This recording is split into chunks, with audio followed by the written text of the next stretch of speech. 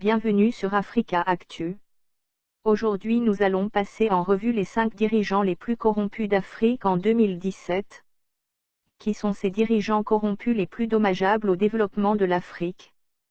Si l'Afrique est un continent d'une extraordinaire abondance minérale, végétale, et bien sûr humaine et culturelle, ce qui la caractérise trop souvent dans l'inconscient collectif aidé en cela par des médias prompts à ne relayer que les catastrophes et l'instabilité des régimes politiques des pays qui la composent. C'est bien cette instabilité qui provoque famine, guerres et pauvreté sur une majeure partie de ce continent pourtant si riche. À la source de cette instabilité, difficile de ne pas voir l'incroyable corruption des dirigeants de ces pays. Pour illustrer ce lien néfaste entre la corruption des dirigeants et la misère qu'elle entraîne au sein des populations concernées, passons en revue 5 des dirigeants de pays les plus corrompus en 2017. Avant tout, abonnez-vous à la chaîne pour plus de vidéos. En 5e position, le président camerounais Paul Biya. Paul Biya est le président du Cameroun depuis plus de 32 ans, et il est régulièrement dépeint comme l'un des dirigeants de pays les plus corrompus au monde. Ce dernier a même reçu la douteuse distinction de pays le plus corrompu au monde en 1998 et en 1999. L'histoire de la République du Cameroun, un État pétrolier de l'Afrique centrale, est assez typique de la trajectoire suivie par les pays décolonisés dans les années 50. Paul Biya est arrivé au pouvoir en 1982, il y a plus de 35 ans, donc, avec le support tacite de la communauté. En 2008, il réussit à modifier la constitution du Cameroun pour en devenir quasiment le président à vie. Dans un récent rapport du CCFD, Comité catholique contre la faim et pour le développement, sur les biens mal acquis, il est estimé que la fortune personnelle de Biya s'élève à plus de 200 millions de dollars. La liste des possessions personnelles de Biya est énorme, plusieurs châteaux en France et en Allemagne, et la villa Isis sur la Côte d'Azur. En 4e position, le président gabonais Ali Bongo. L'argent du contribuable gabonais faufile ces derniers temps entre les mains des officines françaises et américaines. Au lieu de construire son pays, le despote gabonais a choisi de dilapider les fonds publics pour des prunes.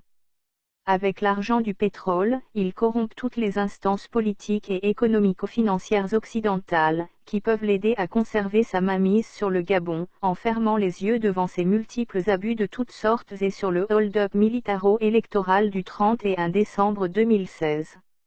Le Gabon a dépensé plus de 15 milliards de francs CFA au bénéfice des officines françaises et américaines œuvrant pour le maintien au pouvoir d'Ali Bongo. Que les Gabonais ne s'étonnent donc pas de la nonchalance de Paris.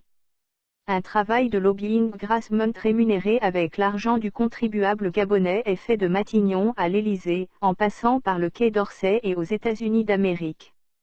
Le président gabonais Ali Bongo occupe le 4e rang des présidents les plus corrompus du continent avec une fortune estimée à 275 millions de dollars. Le président soudanais Omar el-Bachir occupe la 3e place des présidents africains les plus corrompus en 2017. Le président actuel, Omar al-Bachir, en place depuis plus de 21 ans, s'est maintenu au pouvoir en écrasant systématiquement toute contestation, au besoin dans le sang.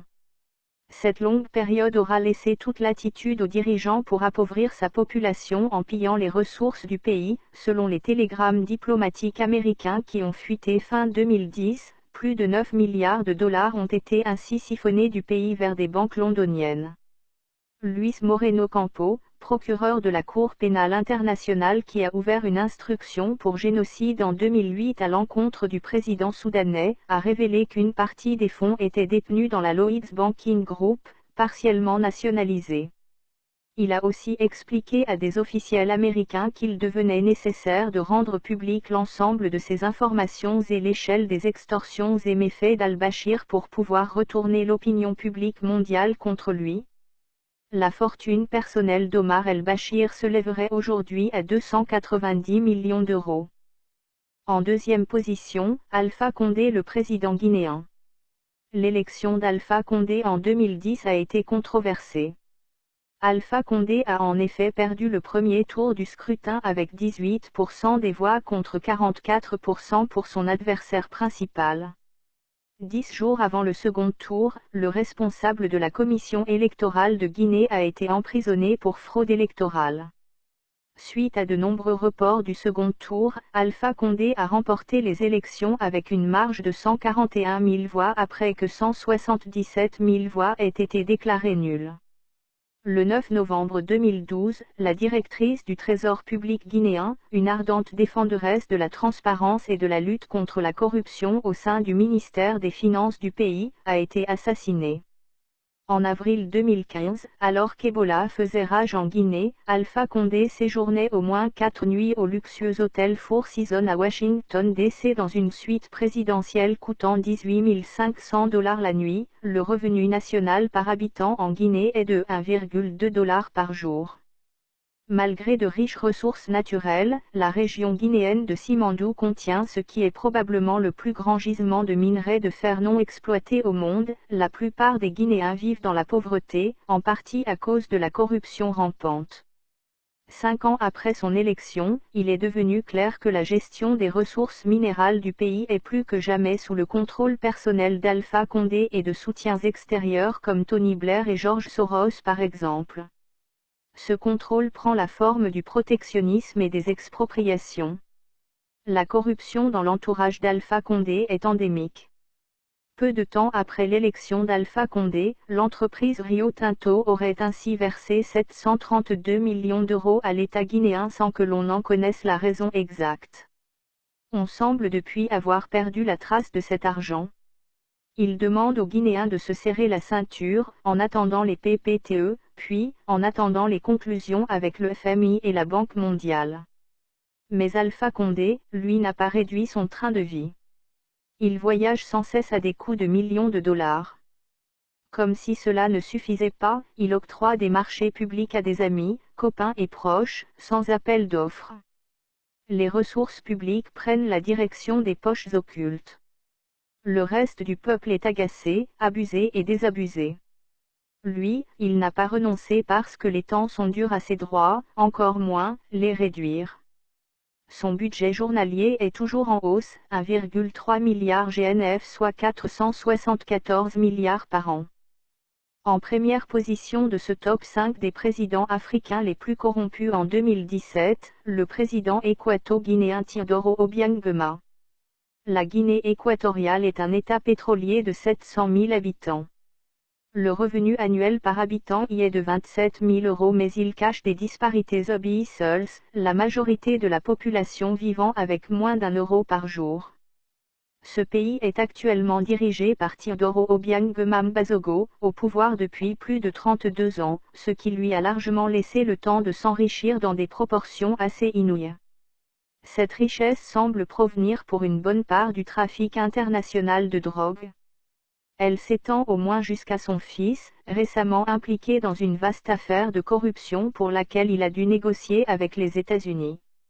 Il a en effet accepté de renoncer à 30 millions de dollars, 23 millions d'euros, d'avoir dans le cadre d'un accord passé avec le gouvernement américain qui le poursuit pour corruption. Il vendra sa villa de Malibu en Californie, une Ferrari et 6 statues grandeur nature de Michael Jackson, selon le ministère américain de la Justice. Il lui est reproché d'avoir acheté tous ses biens avec de l'argent issu de la corruption, et d'avoir usé de son influence pour amasser plus de 300 millions de dollars, 230 millions d'euros, d'avoir par la corruption et le blanchiment d'argent, en violation de la loi de Guinée équatoriale et des États-Unis. La fortune personnelle de ce parrain du pouvoir est aujourd'hui estimée à 600 millions de dollars. Voilà donc le top 5 des présidents africains les plus corrompus en 2017. Et vous, que pensez-vous de ce classement? Dites-le nous en commentaire mais avant tout abonnez-vous à la chaîne pour plus de vidéos, partagez la vidéo et ne manquez pas d'activer la cloche de notification. À bientôt sur Africa Actu.